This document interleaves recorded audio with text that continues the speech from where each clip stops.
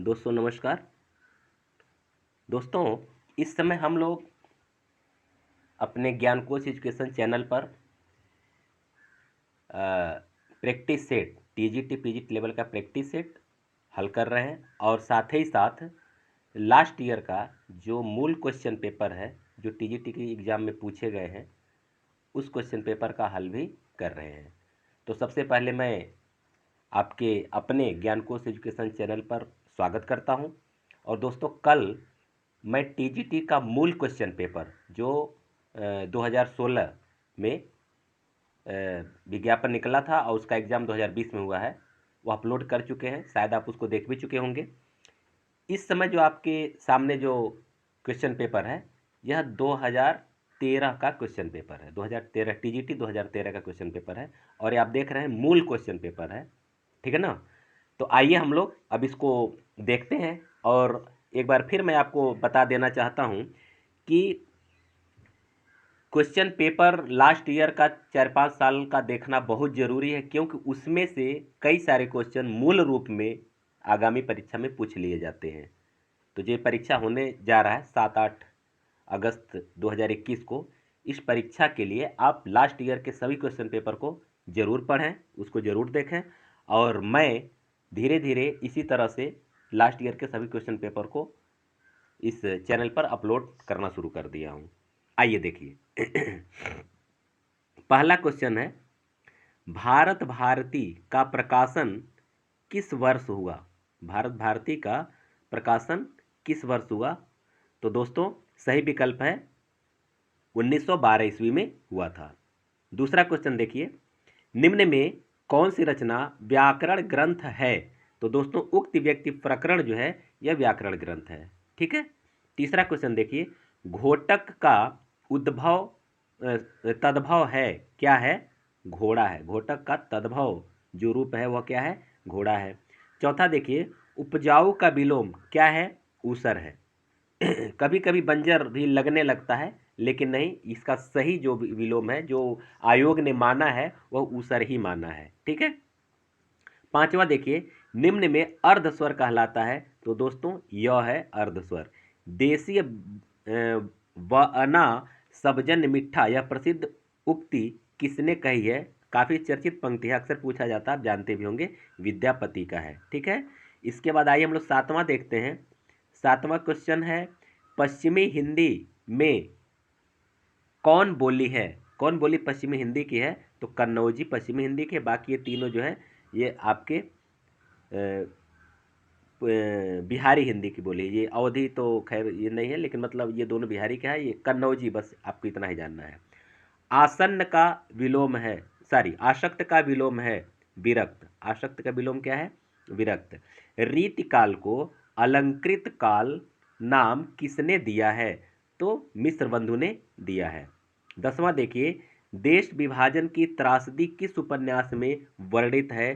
तो ये है झूठा सच। 11, राजभाषा आयोग के प्रथम अध्यक्ष कौन थे? तो बाल गंगाधर खेर। ठीक है ना। कभी कभी बीजी खेर के नाम से भी आता है, आ जाता है, बीजी खेर ऐसे आता है। तो ध्यान रखिए, उनका पूरा नाम है बाल गंगाधर खेर। ये अक्सर पूछा जाता है। जो अधिक बोलता है उसे क्या कहते हैं दोस्तों? वाचाल कहते हैं। आप इसको जानते भी हैं। आइए 13वां देखा जाए। मध्य वर्ग की पारिवारिक समस्या को दर्शाने वाला नाटक है? कौन सा नाटक है? आधे अधूरे, अक्सर पूछा जाता है, ये मोहन राकेश का नाटक है। सूरदास किस उपन्यास का चर्चित पात्र है? तो दोस्तों, रंगभूमि का चर्चित पात्र है वो। 15वां देखिए, अमीर खुसरो किस नाम से जाने जाते हैं? यह प्रश्न विवादित रहा है, क्योंकि पहले तोता ए हिंद सही किया गया था, बाद में करेक्शन हुआ तो तूतिए हिंद हुआ। लेकिन दोस्तों, सही विकल्प आपका यही है, तूतिए हिंद। तूतिए हिंद ही सही है, तोता ए हिंद नहीं है। कहीं कहीं आपको किसी बुक में मिल सकता है, लेकिन तूतिए हिंद ही है, क्योंकि वह अपने लिए अमीर खुसरो खुद कहे हैं कि मैं हिंदुस्तान का तूती हूँ, अगर कोई मुझसे बात करना चाहे तो मेरे अपने देसी भाषा में या हिंदुस्तानी भाषा में बात करे, ऐसा उनका कथन है। तो ये तूतीय हिंद होगा। आइए अगला देखिए, 16वां, धन्य भारत भूमि सब रत्नन उपजावनी, इस पंक्ति के लेखक है बद्री नारायण चौधरी प्रेमघन है। ठीक है। 16 देखिए, पहला गिरमिटिया उपन्यास विशेष कर किस पर केंद्रित है? तो दोस्तों महात्मा गांधी पर ये केंद्रित है। ठीक है।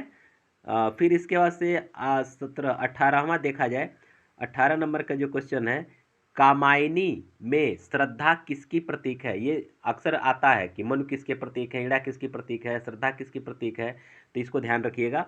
तो जो है कि श्रद्धा जो है हृदय की प्रतीक है, मनु जो है ये मन के प्रतीक है, ईड़ा बुद्धि की प्रतीक है, और कुमार जो है मानव का प्रतीक है। ये 4 पात्र हैं, मुख्य पात्र, और चारों में अक्सर किसी किसी परीक्षा में दोहराता जरूर है कि चारों में जरूर आता है, ध्यान रखिएगा।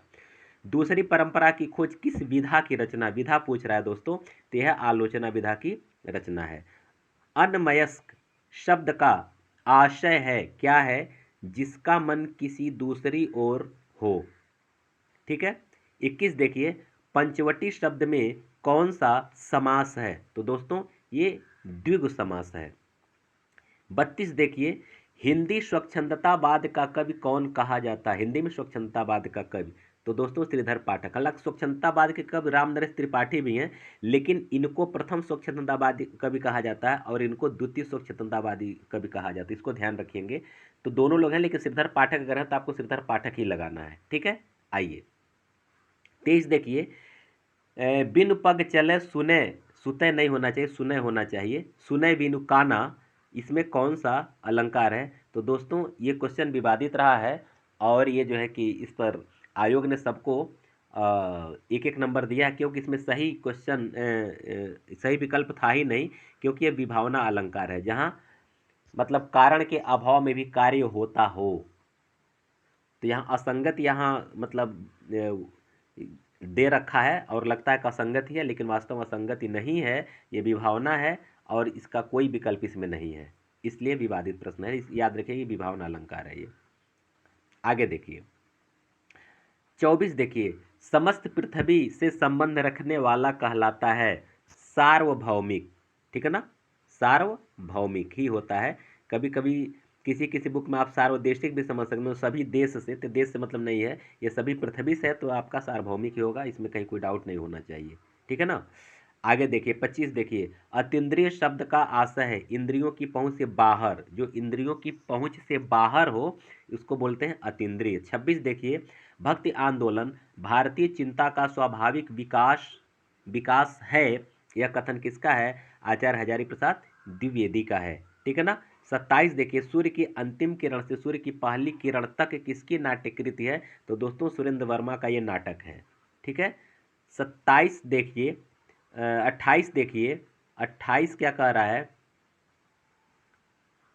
दुखम सुखम उपन्यास की लेखिका, अक्सर पूछा जाता है दोस्तों, कई परीक्षा में ये दोहराया गया दुखम सुखम, तो इसकी लेखिका जो है ममता कालिया है, याद रखेंगे। ठीक है ना, भूलना नहीं चाहिए। 29 जो है, कुटिल का विलोम है, तो कुटिल का विलोम है रिज। ठीक है ना, तो कुटिल माने टेढ़ा होता है, रिज माने सीधा होता है, सर या सरल होता है, ऐसे है, तो इसलिए ये है। 30 जो है, रामानुजाचार्य ने किस दर्शन का प्रतिपादन किया? दर्शन अक्सर पूछता है, विशिष्टाद्वैतवाद है, इसको याद रखेंगे। जिसने मृत्यु को जीत लिया है वह कहलाता है, क्या कहलाता है? मृत्युंजय कहलाता है, इसको ध्यान रखेंगे। 32 जो है, प्रत्यय रहित शब्द बताइए। ठीक है ना, तो प्रत्यय रहित शब्द जो है आपका अनुवाद है, ये इसमें प्रत्यय नहीं है। ठीक है ना, इसमें कोई कंफ्यूजन नहीं होना चाहिए, क्योंकि अनु उपसर्ग से जुड़ा हुआ है। प्रबंध चिंतामणि के रचयिता का नाम, प्रबंध चिंतामणि के रचयिता कौन है? तो मेरु तुंग है। ठीक है। आइए 34 देख लिया जाए, ब्रज भाषा का क्षेत्र कौन नहीं है? तो दोस्तों सरगुजा, ये इसके पहले भी परीक्षा में पूछा जा चुका है और इसके बाद में पूछा जा चुका है, ध्यान रखेंगे। सरगुजा जो है कि ब्रज भाषा, ये इसी बस विकल्प भी यही रहता है, यह भी जान लीजिए, ये मूल रूप में पूछ दिया जाता है। तो ऐसे क्वेश्चन को आप जरूर जो है कि एक बार ध्यान में रखेंगे। ठीक है ना, कि कहीं कोई दिक्कत न हो। ठीक है। आगे देखिए, आगे कहता है कि 35 आदिकाल को बीज बपन काल नाम किसने दिया है? तो दोस्तों आदिकाल को बीज बपन काल नाम ये दिए हैं आचार्य महावीर प्रसाद द्विवेदी। ठीक है ना। आइए 36 देखिए, आर्द्र का विलोम है, तो आर्द्र का विलोम क्या है दोस्तों? शुष्क है, इसको ध्यान रखिएगा। आर्द्र का विलोम क्या है? शुष्क है। परुष शब्द का विलोम क्या है? तो परुष शब्द का विलोम है कोमल। ठीक है। 38 देखिए, तदीय समाज से किसका संबंध था? ये अक्सर पूछता है, ध्यान रखेंगे, कई परीक्षाओं में पूछा जा चुका है, इसी रूप में पूछता है। तो भारतेंदु हरिश्चंद्र हैं तदीय समाज के संस्थापक। ठीक है ना। 39 देखिए, जो मापा न जा सके का सही अर्थ है अपरिमेय। जिसको मापा न जा सके उसका सही अर्थ क्या है? अपरिमेय है। आइए 40 देखा जाए। 40 नंबर का जो क्वेश्चन है, संविधान के किस अनुच्छेद के अंतर्गत हिंदी को संघ की राजभाषा का दर्जा मिला? दोस्तों अनुच्छेद 343 के अंतर्गत है ये। ठीक है ना, इसको ध्यान रखेंगे। 41 जो है, अकाल पुरुष गांधी किसने इस जीवनी की रचना की है?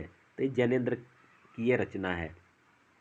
42 देखिए, साय में धूप काव्यकृत के रचयिता कौन है? काफी चर्चित काव्यकृत, अक्सर पूछा जाता है, दुष्यंत कुमार का ये गजल है एक तरह से।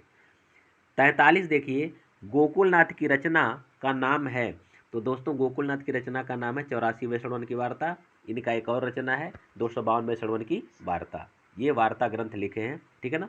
कभी कभी ऐसे पूछता है कि निम्न वार्ता ग्रंथकार कौन है? तो गोकुलनाथ का अगर विकल्प रहेगा तो गोकुलनाथ आप लगा देंगे। 44 देखिए, किस कवि को अभिनव जयदेव के नाम से जाना जाता है? तो दोस्तों ये है विद्यापति। विद्यापति को अभिनव जयदेव के नाम से जाना जाता है। 45 उपदेश रसायन के रचयिता कौन है? जिनदत्त सूरि। ध्यान रखेंगे, फंसाने के लिए जिन धर्म सूरि भी देता है। तो एक चीज ध्यान रखेंगे कि जो दत्त हैं, दत्त बीच में ध्यान दीजिए, जो दत्त हैं वही उपदेश रसायन के हैं, जो धर्म है वो नहीं है। इतना ध्यान रखें, क्योंकि बहुत मामूली अंतर है और इसमें कन्फ्यूजन हो जाता है। तो ध्यान रखेंगे, जिसमें दत्त है वही उपदेश रसायन के रचयिता हैं, जो धर्म है, जिसमें धर्म है वो नहीं है। ठीक है। आइए 46 देखा जाए।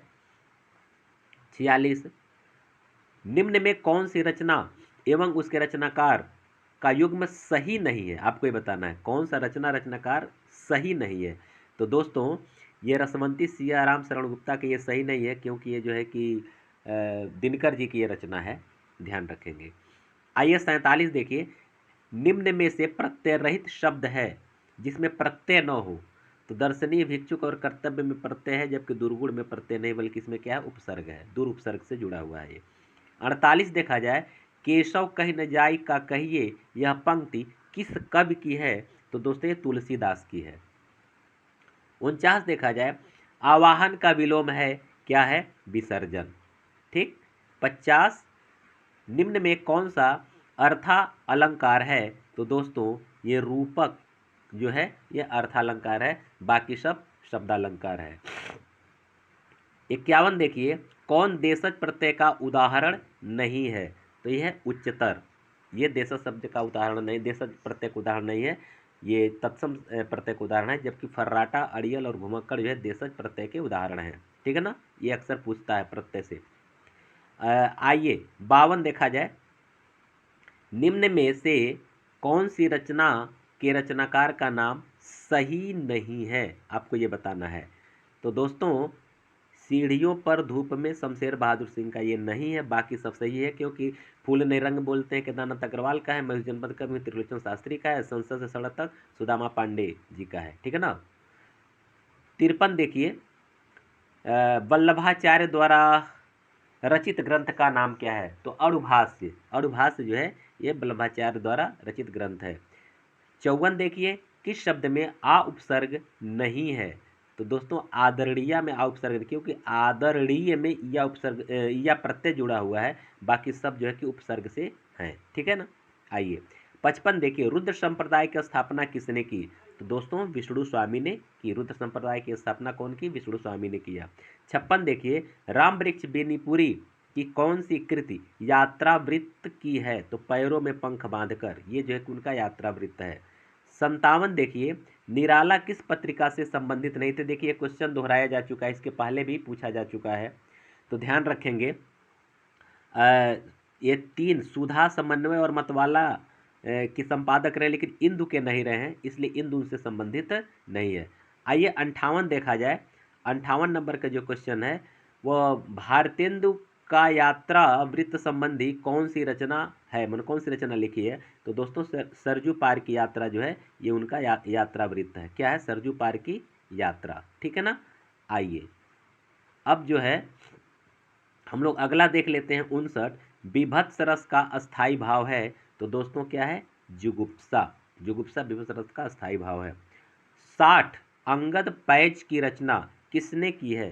तो दोस्तों ईश्वर दास ने की है। 61 देखिए, निम्न में से मनोवैज्ञानिक उपन्यासकार किसे कहा जा सकता है? तो दोस्तों ये क्वेश्चन जो है ये विवादित रहा है।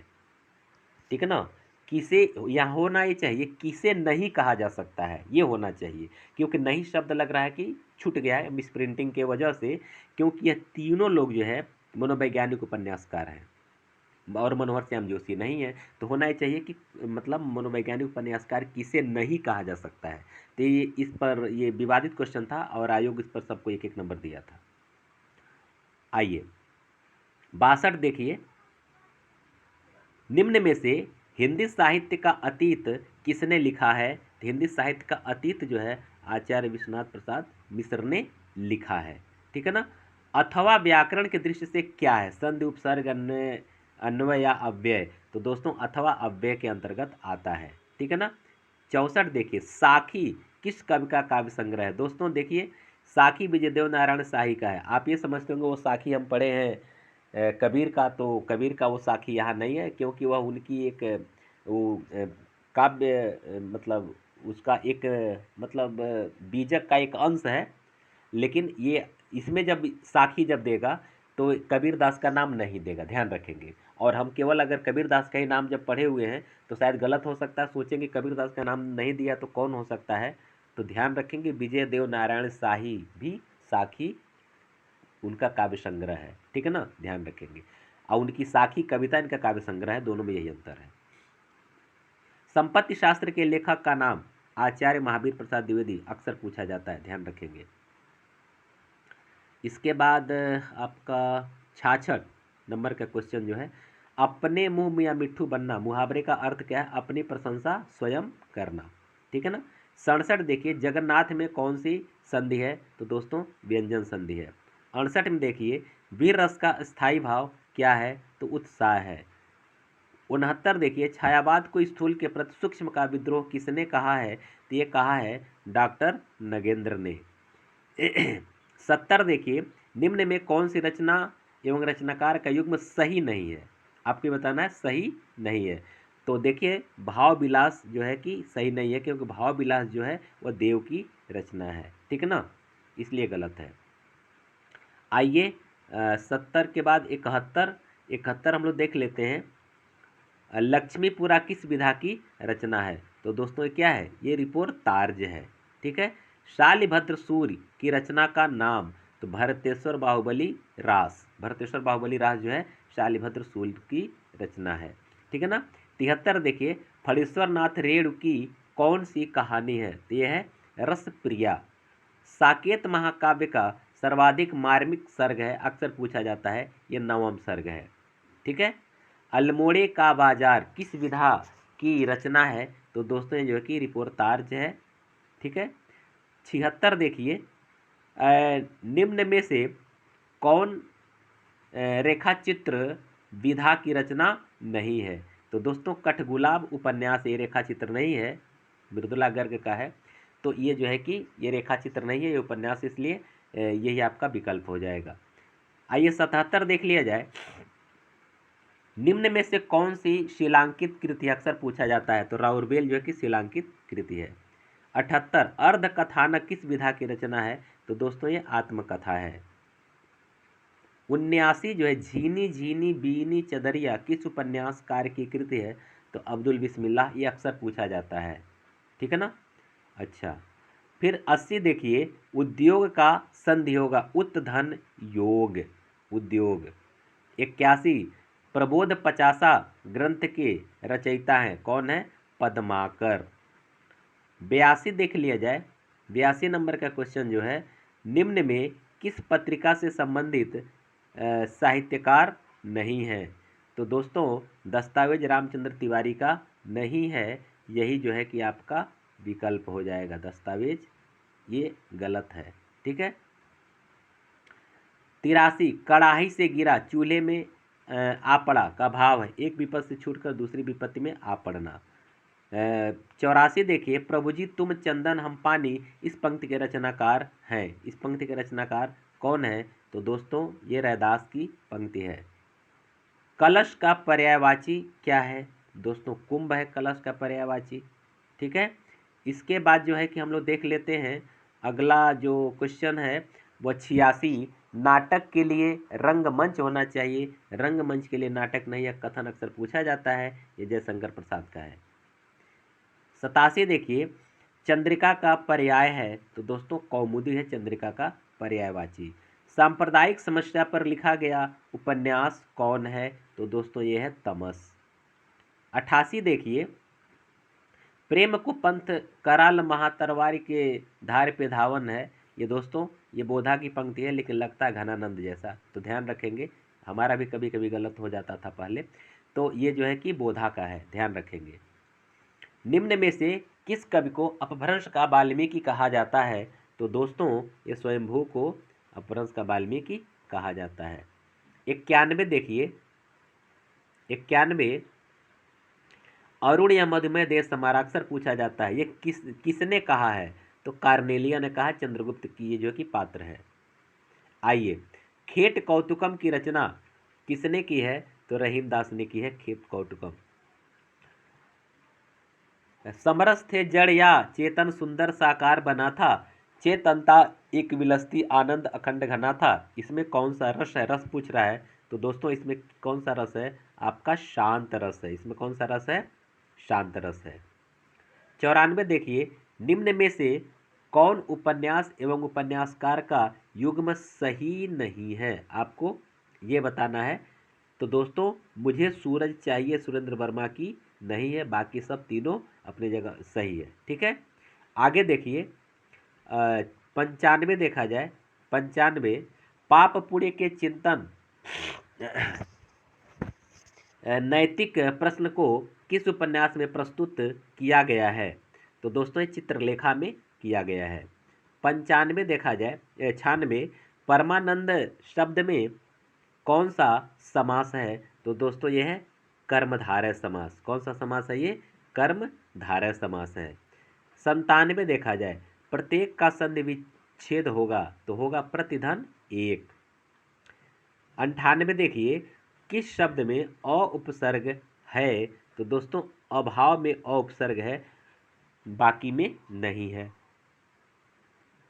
99 देखिए, बिहारी हिंदी की बोली का नाम है। तो दोस्तों बिहारी हिंदी के अंतर्गत आता है मगही। 100 देखिए, सर्वेश्वर दयाल सक्सेना की नाट्य कृति का नाम है। तो क्या है? बकरी नाटक सर्वेश्वर दयाल सक्सेना का है। 101 देखिए, 101 नंबर का जो क्वेश्चन है, निम्न में कौन सा कथन सत्य नहीं है? आपको ये बताना है। तो संस्कृत ये जो है कि डी आपका सही हो जाएगा, क्योंकि संस्कृत में हिंदी की तरफ से 2 लिंग होते हैं। ये गलत है, क्योंकि संस्कृत में 3 लिंग होते हैं। ठीक है। 102 देखिए, उदय प्रकाश द्वारा कौन सी कहानी नहीं लिखी गई है? कौन सी कहानी उदय प्रकाश की नहीं है? तो दोस्तों पीली आंधी नहीं है, बाकी ये तीनों उन्हीं का है। ठीक है ना। तो फिर इसके बाद हम लोग आगे देखते हैं, वह पथबंधु था उपन्यास के लेखक हैं। तो दोस्तों ये हैं नरेश मेहता। 104 देखिए, विज्ञान गीता की रचना किसने की है? तो दोस्तों केशवदास का है विज्ञान गीता। निम्न में से कौन वर्णिक छंद है? तो दोस्तों ये सवैया जो है वर्णिक छंद है, बाकी सब जो है कि मात्रिक छंद है। स्वप्न का विलोम है। दोस्तों स्वप्न का विलोम है जागरण। 107 देखिए, ओछे की प्रीत बालू की भीत का भाव है कि बालू की दीवार की भांति ओछे लोगों का प्रेम अस्थायी होता है। ठीक है ना। 108 देखिए, नटों के जीवन संघर्ष का उल्लेख किस उपन्यास में नहीं है? तो दोस्तों सेवा सदन में वेश्या जीवन से संबंधित उपन्यास का विषय वस्तु का वर्णन किया गया है, जबकि इन तीनों में ये नटों के जीवन का संघर्ष उकेरा गया है। 109 देखिए, आदि काल को प्रारंभिक काल नाम किसने दिया? तो दोस्तों मिस्र बंधु ने दिया। 110 देखिए, अधिकार खोकर बैठना यह महादुष्कर्म है। इस पंक्ति के रचयिता है कौन है? तो यह मैथिली शरण गुप्त हैं। 111 देख लीजिए, 111 वागार्थ पत्रिका कहाँ से प्रकाशित होती थी? तो कोलकाता से प्रकाशित होती थी। 112 देखिए, हम विस्पाय जन्म के, इस काव्यकृत के रचनाकार कौन है? ये अक्सर पूछा जाता है। तो ये है बालकृष्ण शर्मा नवीन। ये कौन है? बालकृष्ण शर्मा नवीन। आइए 113 देखते हैं, निम्न में से कौन किसके लिए प्रसिद्ध नहीं है? तो दोस्तों वक्रोक्त के लिए क्षेमेंद्र प्रसिद्ध नहीं है, क्योंकि वक्रोक्त कुंतक का है, ठीक है ना। 114 देखिए, राधा वल्लभ संप्रदाय का प्रवर्तन किसने किया है? तो दोस्तों हित हरिवंश ने किया है, ठीक।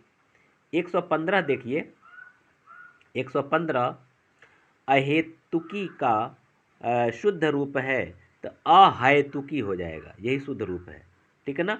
116 देखिए, निम्न में से किस कवि ने सतसई की रचना नहीं की है? तो दोस्तों ये अक्सर पूछा जाता है, सेनापति ने नहीं किया है।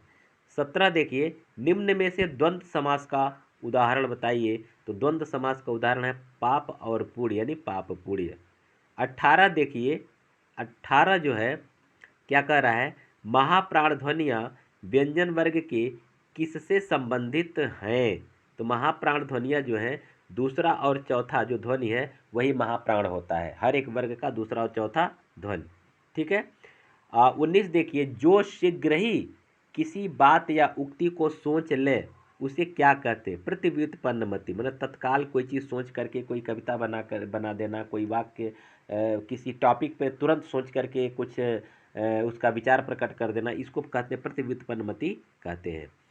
फिर 120 देखा जाए, 120 नंबर का क्वेश्चन है, अंजो दीदी किस विधा की रचना है? तो दोस्तों ये है नाटक। 21 देखिए, न बहुत गर्म न बहुत ठंडा, इसको कहते हैं समशीतोष्ण, ठीक है ना। 22 देखिए, निम्न में से दलित आत्मकथा नहीं है, कौन आत्मकथा दलित नहीं है? तो मेरी असफलताएं जो है ये दलित आत्मकथा नहीं है।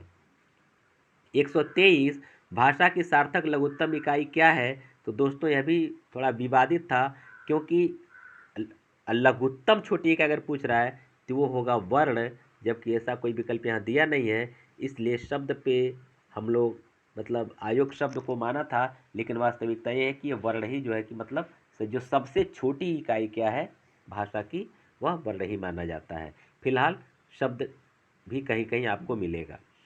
24 देखिए, शिवराज भूषण ग्रंथ में किसका विवेचन मिलता है? तो दोस्तों अलंकार ग्रंथ का विवेचन मिलता है। 125 और आज के इस 2013 के पेपर का अंतिम जो प्रश्न है यह आपका है, कबीर किस शासक के समकालीन थे? तो ये थे सिकंदर लोदी, अक्सर पूछता है ये, इसको ध्यान रखेंगे। तो दोस्तों इस तरह से आपका इस 2013 टीजीटी का मूल क्वेश्चन पेपर का हल परिपूर्ण होता है। आशा है कि यह वीडियो आपके भविष्य के लिए, आपके आगामी परीक्षा के लिए बहुत काम आएगा, और आप इसी तरह मेरे साथ बने रहें, मेरा उत्साहवर्धन करते रहें। लाइक और शेयर करना मत भूलिएगा दोस्तों, ज़रूर लाइक और शेयर कर दीजिएगा, क्योंकि लाइक और शेयर से पैसे नहीं लगते हैं, लेकिन दोस्तों हम लोगों के लिए संजीवनी का काम करता है। तो ध्यान रखेंगे, लाइक और शेयर खूब करिए, दबा के, कोई दिक्कत नहीं है। और इसी तरह से आगे जितने भी क्वेश्चन पेपर हैं लास्ट ईयर के, हम सब अपलोड करते चले जा रहे हैं। अब इसके बाद हमारा अगला जो वीडियो बनेगा वह 2011 टीजीटी का मूल क्वेश्चन पेपर अपलोड करेंगे, ठीक है ना। चलिए तब तक के लिए आपसे हम विदा लेते हैं दोस्तों। आप सभी लोगों को जय हिंद, बहुत बहुत धन्यवाद।